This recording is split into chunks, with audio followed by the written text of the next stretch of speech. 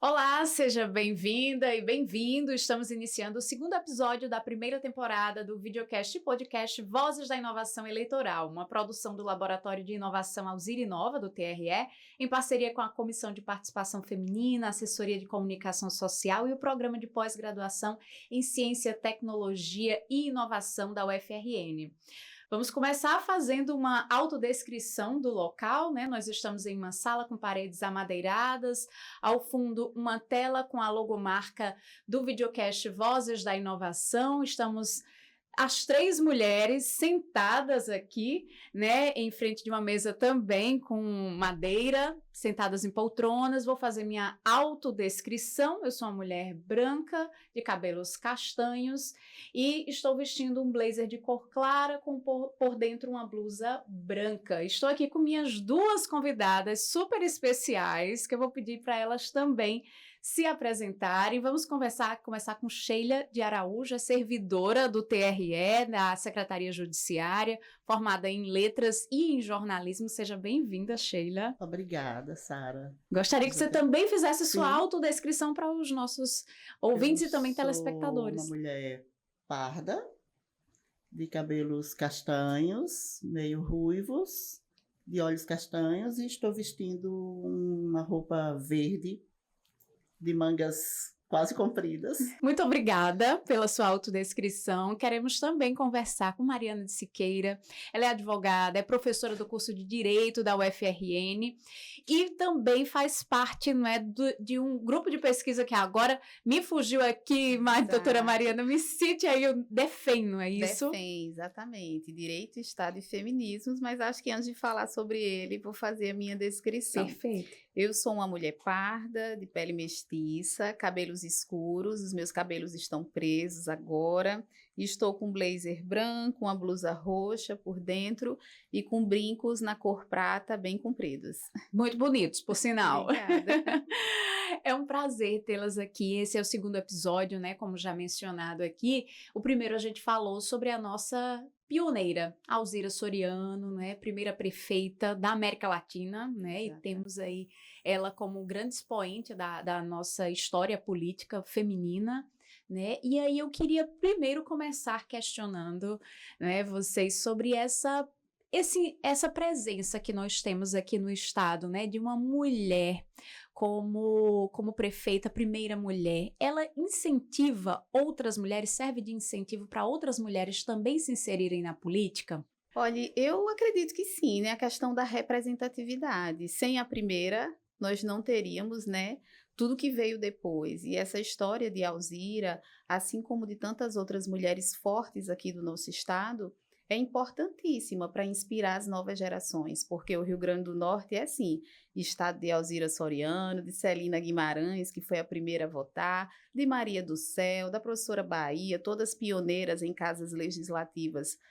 Maria do Céu na nossa Assembleia, professora Bahia na Câmara Municipal. Nós somos também estado de Nísia Floresta, a primeira feminista do Brasil, né?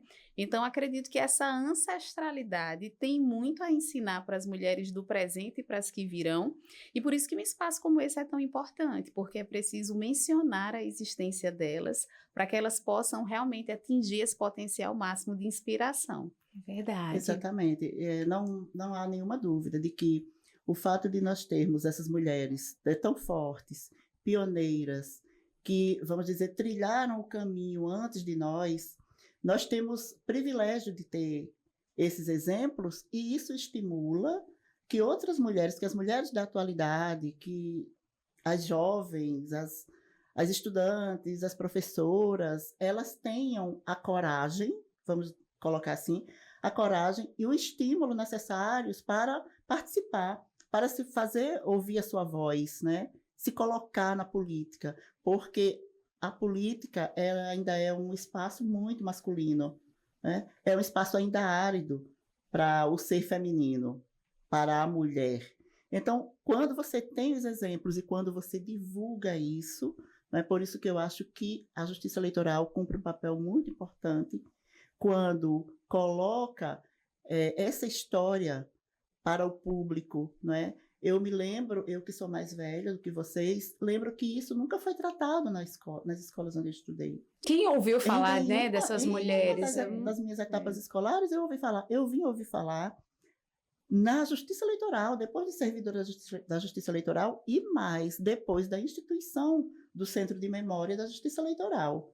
Né? Então, é muito importante que exista a divulgação, que existam planos que coloquem essa história a público, que divulgue, que dê voz, porque quando a gente faz isso, a gente vai estar dando voz àquelas mulheres do passado, digamos assim, a gente vai trazer a história delas para o presente e isso vai estimular outras mulheres a participarem também, a lutarem por esse espaço. Verdade. E agora, como a gente estava conversando aqui anteriormente, o que mais desestimula muitas vezes são as violências de gênero que elas sabem que com certeza irão enfrentar, não é?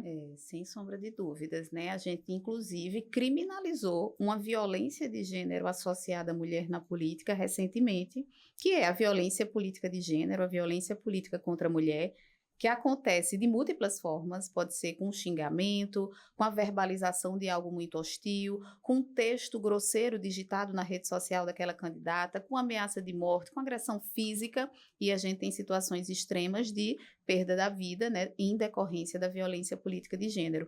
E, estatisticamente, essa hostilidade direcionada a mulheres candidatas e ocupantes de mandatos eletivos, ela afasta mulheres da política. Porque, sim, é uma violência que se direciona ao corpo físico dessa mulher, mas que ultrapassa, transborda esse corpo físico e muitas vezes acaba atingindo sua família, filhos. A ameaça, às vezes, é diretamente direcionada à filha da candidata, ao filho da candidata e, obviamente, que essa mulher se vê numa situação de opressão, de medo e muitas vezes recua daquela trajetória política que era até mesmo bem-sucedida, inspiradora. Então, esse é um ponto muito sensível da nossa história política. O Brasil já foi chamado a atenção internacionalmente em decorrência da ausência de medidas mais concretas. Justamente por isso, agora, temos essa conduta criminalizada e aí é preciso também falar mais sobre esse aspecto, né, para que esse crime seja lido e interpretado como o que é, como um crime que é atravessado pela marca do gênero. E aí tem uma questão bem técnica, mas eu vou aproveitar a pergunta para falar também a respeito. Nós temos, para o Poder Judiciário especificamente há uns anos, um protocolo de julgamento com perspectiva de gênero, porque o nosso país trata mulheres de uma forma que não é tão respeitosa. Então, esse protocolo chama atenção para a importância de não revitimizarmos mulheres no âmbito dos processos. E ele é importantíssimo para inúmeros temas, inclusive para análise concreta da violência política de gênero, né? Então, é um problema multidirecional, complexo, que sim afasta mulheres da política. A conduta foi criminalizada e é preciso que essa legislação atinja realmente os efeitos a que se destina, responsabilizando os agressores e protegendo as mulheres candidatas e ocupantes de mandatos eletivos na prática. Exatamente, Sara. Tem uma coisa que eu costumo dizer nas minhas conversas, quando eu estou com amigos, no próprio local de trabalho, sobre essa problemática da violência de gênero na política, né? Ano passado o tribunal fez uma audiência pública, houve um debate muito interessante na sede do tribunal, você estava presente sobre isso, e a gente vê da importância de haver o debate, de trazer à baila esse tema, né?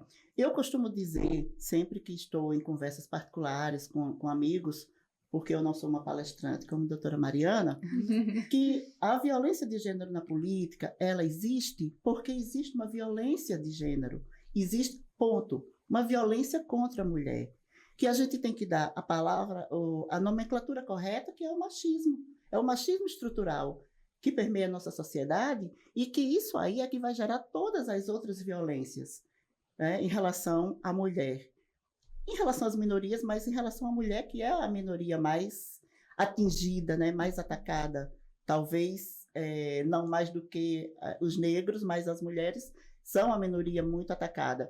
Então, a violência de gênero na política, ela existe, obviamente, e ela está calcada nessa violência de gênero contra a mulher, em todas as esferas da sociedade, em todos os locais.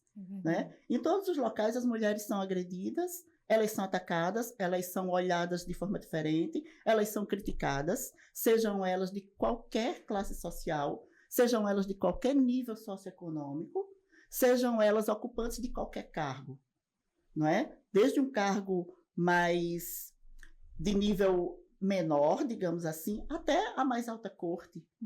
A gente ouve muitos depoimentos de ministras das altas cortes do país reclamando sobre isso. Como é que se dá essa violência? Em geral, começa de forma sutil, não é? Não, nem sempre essa violência ela é explícita, mas ela está o tempo todo permeando a nossa vida de forma sutil. Ela começa como? Ela começa quando um dirigente, digamos assim, um gestor no serviço público, por exemplo, ele diz que prefere trabalhar com homens porque mulheres são complicadas. Quando ele diz que prefere trabalhar com homem porque mulher engravida. Isso é de uma violência tamanha, né? Ele diz que prefere trabalhar com homens porque mulheres brigam entre si, porque mulheres discutem entre si. Então, isso começa com essas sutilezas, né? E no dia a dia, isso cresce e isso existe de uma maneira muito mais grave, muito mais violenta, né? Então, existem vários tipos de violência. E a violência de gênero na política, ela também se manifesta de várias maneiras, não é? Como a doutora Mariana bem pontuou, seja no trato com essa mulher que é parlamentar, dentro da Casa Legislativa, na condução dos debates, quando corta-se a fala dessa mulher, quando se interrompe o tempo todo, quando faz gracinhas sobre o comportamento da mulher, quando faz comentários jocosos sobre a roupa, sobre a aparência, sobre o cabelo, sobre a forma como ela anda, né? Quando toca numa mulher sem permissão dela.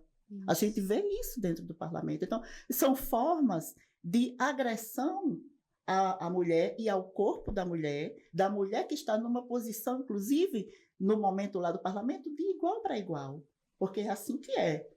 Não é? Então, isso se manifesta de muitas formas e até o ponto da agressão mais severa, da ameaça de morte. Verdade. E juridicamente, doutora Mariana, como que se faz para amparar, né, para garantir o direito dessa mulher de estar ali naquele espaço sem ter os seus direitos violados? Se a gente pensa especificamente nessa violência que foi a mencionada aqui, porque tem múltiplas, né? Mas se a gente pensa especificamente nessa, que foi recentemente criminalizada, é juntar os elementos comprobatórios do que você está vivendo e buscar o Ministério Público, né? Assim, de forma muito objetiva para a violência política de gênero. Acho que essa é a primeira medida a ser realmente tomada, porque, como foi mencionada a questão dos dados, né? A gente sente ainda uma subnotificação, digamos assim, da violência política de gênero, faz parte, inclusive, do fato dessa categoria não ser tão conhecida. Antes das eleições de 2024, não vou lembrar o mês, mas eu estava em um evento com mulheres candidatas, e o tema da minha fala foi violência política de gênero, e muitas disseram assim para mim lá na ocasião, pós-palestra, né? Professora, eu não sabia que existia esse crime da violência política de gênero. Eu não sabia que tudo que eu vivi na minha cidade, no meu município, uma relatou até que às vezes tinha receio de sair às ruas porque um opositor queria atropelá-la, né? Então, assim, ela mencionando, não sabia que isso era uma violência, que tinha crime, que eu podia agir especificamente com relação a isso. Que a violência contra a mulher é tão naturalizada, né, que a gente nem sabe o que é violência. Isso, então acho que, assim, de imediato é buscar realmente o Ministério Público. Acho que a gente precisa falar mais sobre isso, porque essa violência é uma violência estruturante, né? O machismo, no geral, como foi mencionado, ele se desdobra de várias formas, inclusive com essa violência contra a mulher na política, e falar dessa categoria como violência específica, atravessada pelo gênero, que enquanto tal tem que ser analisada, eu acho que isso é importantíssimo, né? É uma forma de proteger direitos dessas mulheres, porque a violência política de gênero afeta os direitos das mulheres na política, né? Os direitos eletivos, a cidadania dessa mulher. Um país com muita violência política de gênero e que não enfrenta como deveria é um país de baixa qualidade democrática. Né? E afetar os direitos político-eleitorais de mulheres num país com tanta desigualdade como o nosso é algo muito grave. Então, precisamos falar mais sobre isso. Fico muito feliz, inclusive, desse ponto ter aparecido aqui, porque se a ideia inicial era falar sobre a importância da representatividade feminina na política, esse tema atravessa, sim, essa barreira de enfrentar com rigor a violência política contra a mulher. Vamos falar de cota de gênero também, não é? A gente vê que existe, né, a determinação, é lei, mas ela nem sempre é cumprida ou não é cumprida a contento, né? Sim, com certeza. Inclusive os dados, eu olhava aqui, né, enquanto conversávamos nos bastidores, os dados do último processo eleitoral são meio entristecedores, assim, né? 700 municípios desrespeitando cota de gênero na política. E nós conversávamos aqui, né? Imagina, se não houvesse a obrigação de um percentual mínimo de candidaturas femininas, será que os partidos deixariam essas mulheres inscritas ali, né? No seu ambiente, se candidatarem? Porque se mesmo com a cota não há o respeito, existe uma tentativa de fraude, né?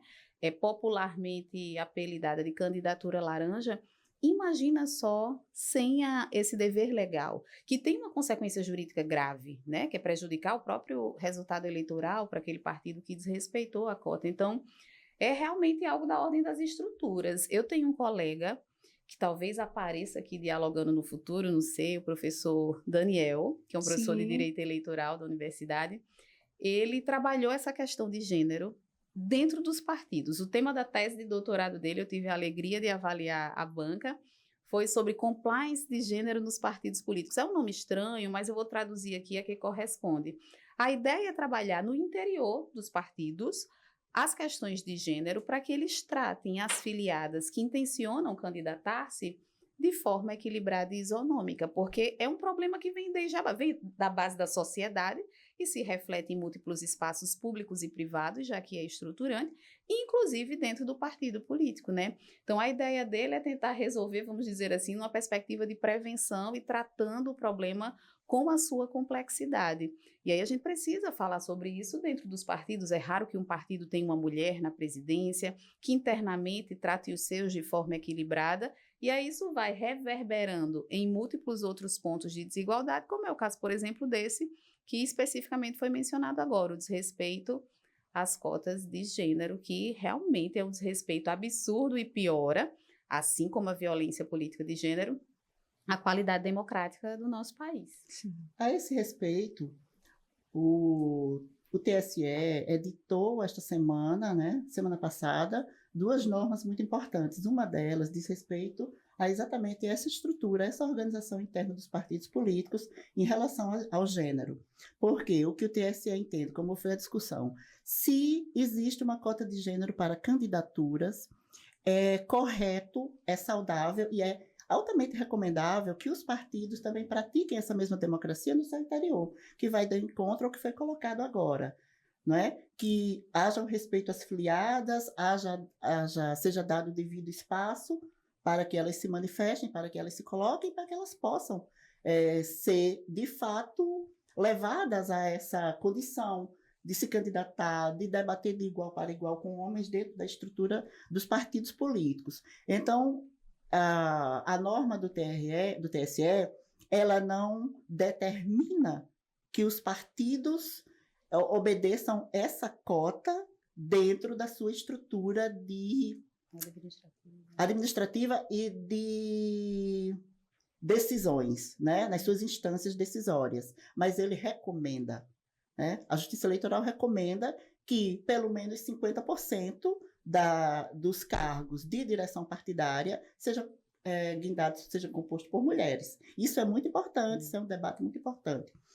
Outra norma importante do TSE dessa semana é uma portaria que incentiva, está colocando mais uma vez no papel, o incentivo à participação feminina, né, nos tribunais, em todo o Poder Judiciário, em todos os tribunais eleitorais, para que sejam incentivadas comissões de participação feminina dentro dos tribunais, que seja incentivada a realização de eventos que tenham mulheres no seu comando, mulheres nas comissões, mulheres nos setores de decisão, né? Mulheres na gestão dos tribunais e também no primeiro grau, né? Então, isso é uma coisa muito importante. Por quê? O que a doutora Mariana falou. Quando não se coloca no papel, se não existisse a lei das cotas, provavelmente que a gente não teria, né? Nós teríamos talvez nem debatendo esse assunto aqui, obviamente. Então, se primeiro se coloca no papel, Isso. se estimula. Quando você coloca no papel, você diz, isso existe, não é? Você traz para a discussão, você traz para o debate e faz com que a sociedade reflita sobre isso. E aí, depois você cobra. Você estimula, você orienta, você dá as condições para que isso ocorra e depois você vai cobrar. Isso é o compliance. Né? Ou seja, é um ponto de trouxe. partida, na verdade, né? Exatamente. Outra coisa muito importante, Sarinha, para eu não esquecer, é que essa discussão, essa temática, ela tem que estar em todos os espaços sociais. Então, enquanto a gente não estiver levando isso para as escolas, levando isso para as universidades, né? E já existe, nas universidades já existem os órgãos dentro do ensino superior que trata especificamente dessa temática, né? Porque a gente sabe que o ensino superior é mais avançado, traz primeiro esses debates para a sociedade, pelas suas vias de pesquisa, né? De extensão e de pesquisa, mas é preciso que se leve isso em todas dentro dos sindicatos, dentro das associações, dentro das escolas, em todos os níveis. Porque senão a gente não educa. As pessoas não ficam sabendo, o indivíduo não fica sabendo. Não é fácil trabalhar com direitos das mulheres. Eu sempre digo isso, é como se a fundamentalidade desses direitos não fosse autoevidente. Aí eu vou traduzir o que danado eu estou querendo dizer com isso. É como se não houvesse uma percepção rápida e imediata de que é fundamental para a dignidade humana das mulheres haver direitos de isonomia. A gente sempre precisa se esforçar muito, explicando, mostrando as estatísticas, tentando convencer daquilo que poderia ser percebido com maior rapidez, né? Há uma resistência, interrompendo, a resistência maior por parte delas ou deles? Eu acredito que deles, algumas delas também, porque convenhamos, nós não estamos em uma sociedade que promove um letramento, uma educação para a equidade desde a infância, né? Eu fiz escola, graduação, mestrado, doutorado e jamais tive uma formação especificamente voltada para a equidade, para a diversidade, para gênero. Aqui a gente está falando de mulheres, mas eu poderia mencionar outros exemplos, a questão antirracista, anticapacitista. Isso eu busquei por questões de ordem profissional, motivada por experiências pessoais e acabou virando uma área de trabalho, uma área de atuação. E justamente por trabalhar com isso e por essas desigualdades também, todas elas, inclusive a de gênero, né, serem estruturantes, é que eu vejo no dia a dia dificuldade de enfrentar as resistências que vão aparecendo. Você fala, vem um contradiscurso. Você fala, vem um contradiscurso, por quê? Essa fundamentalidade não é percebida de forma óbvia, né? Eu vou dar como exemplo aqui a Lei Maria da Penha. Num país com índices de violência doméstica altíssimos como é o nosso, essa lei foi algo excelente para a proteção das mulheres no caso concreto. Não veio espontaneamente, foi a partir de um comando internacional, né? Mas, na medida em que ela foi publicada, questionaram a constitucionalidade. Por que uma Lei Maria da Penha? Homem também sofre violência doméstica. Não deveria ter a Lei João da Lapa, João da Penha, né? Até numa ironia, assim. Essa ação de controle de constitucionalidade teve como resultado a constitucionalidade da Lei Maria da Penha, mas é um exemplo, dentre tantos outros, ilustrativo do que eu tentei mencionar aqui. Sabe esse esforço? De explicar que é preciso proteger de forma isonômica, que não é um mimimi. Então, trabalhar isso nas escolas é importante. Ter um veículo de comunicação como esse, que é um podcast, que vai atingir espaços que não apenas do tribunal ou de juristas, é extremamente relevante. Então, desconstruir séculos, né, de machismo demanda um esforço e articulação multidirecional. Fiquei muito feliz com a fala, porque eu acredito no longo prazo, nessa perspectiva pedagógica. E no curto prazo, porque também a gente quer proteção hoje, legislação com responsabilização para quem não cumpre, né? Os contextos sociais influenciam muito essa questão desse espaço, essa mulher que busca esse espaço na política, essa visibilidade. O que vocês acham?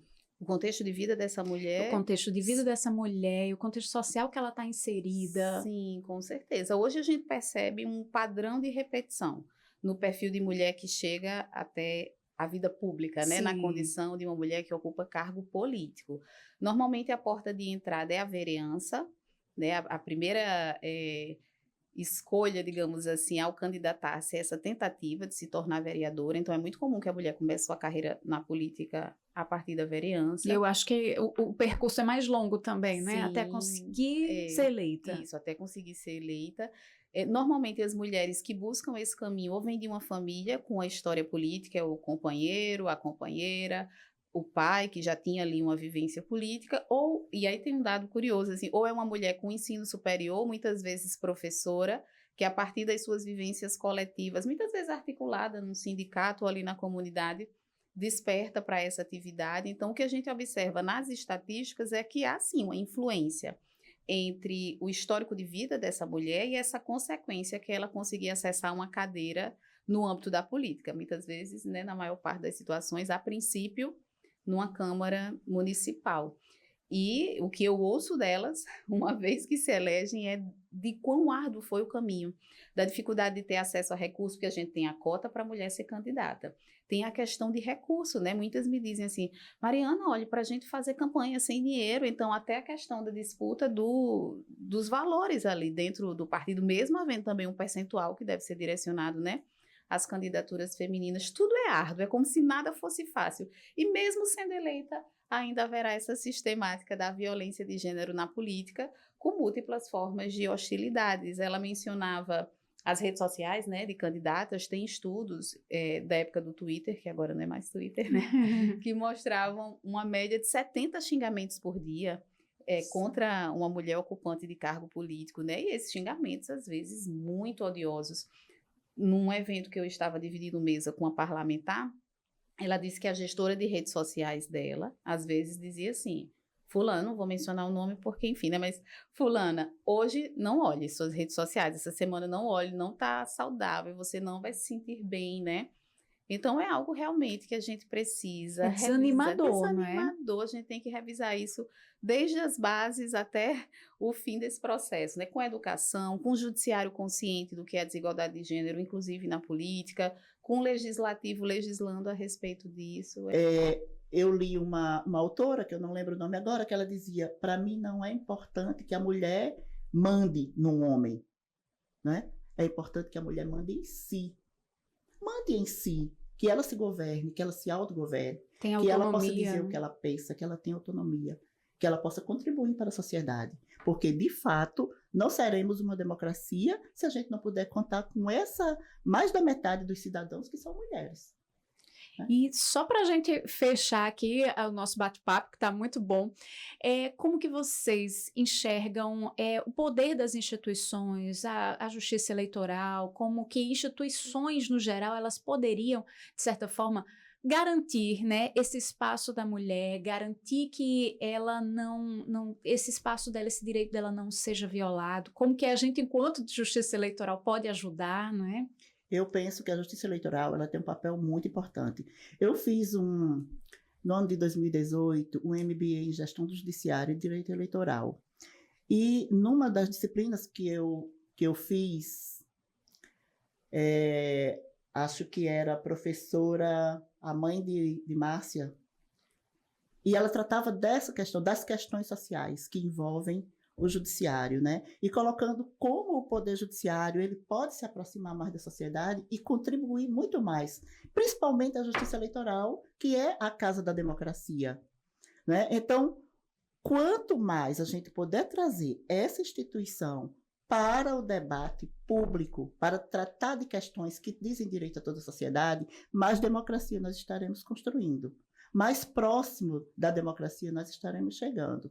Com o advento da criação do CNJ há mais de uma década, né, trouxe esse poder de discussão, esse poder da palavra para perto da sociedade. Isso é muito importante. Eu que estou há muito tempo, há muitos anos, né, como servidora da Justiça Eleitoral, eu percebo essa evolução. E é muito bom, é muito gratificante. A gente diz, não, é difícil, né? É difícil a luta das mulheres dentro do partido político, mas hoje está bem menos ruim do que antes. Agora, a justiça eleitoral e a sociedade como um todo, o poder judiciário tem que estar atento, né? Tem que tratar dessas demandas, tem que ter um olhar diferenciado, tem que ter né? um olhar diferente, exatamente. e colocar isso como uma coisa importante para que se consiga mais democracia. Eu acho que é isso. A doutora Mariana falou da qualidade da democracia. Isso Né? mesmo. E eu falo da democracia mesmo. Não existe democracia se a gente não pode. Se a gente cerceia metade da cidadania, metade da população, metade da nossa força. Isso mesmo. Inclusive, temos mais eleitoras mulheres do que homens, né? Exatamente. Só para acrescentar aqui, Márcia, a mãe de Márcia, Márcia é a idealizadora desse podcast. Ela está aqui nos bastidores, junto com a orientadora dela, Zumara, que é professora do programa de pós-graduação em Ciência, Tecnologia e Inovação. Obrigada, Zumara, pela presença. Depois você vem aqui para mostrar para o pessoal quem é você. Doutora, professora Maria dos Navegantes. Maria dos Navegantes. Maria dos Navegantes. A mãe E de eu Márcia, esqueci do Livramento. Desculpa, Márcia. Doutora Mariana, para finalizar também contigo, queria que você também desse o seu olhar, né, de como que a gente pode, enquanto ou universidade, ou instituição, ou outra instituição pública, ajudar a formar esses eleitores, quem sabe, mulheres, votando em mulheres, não é? Uhum.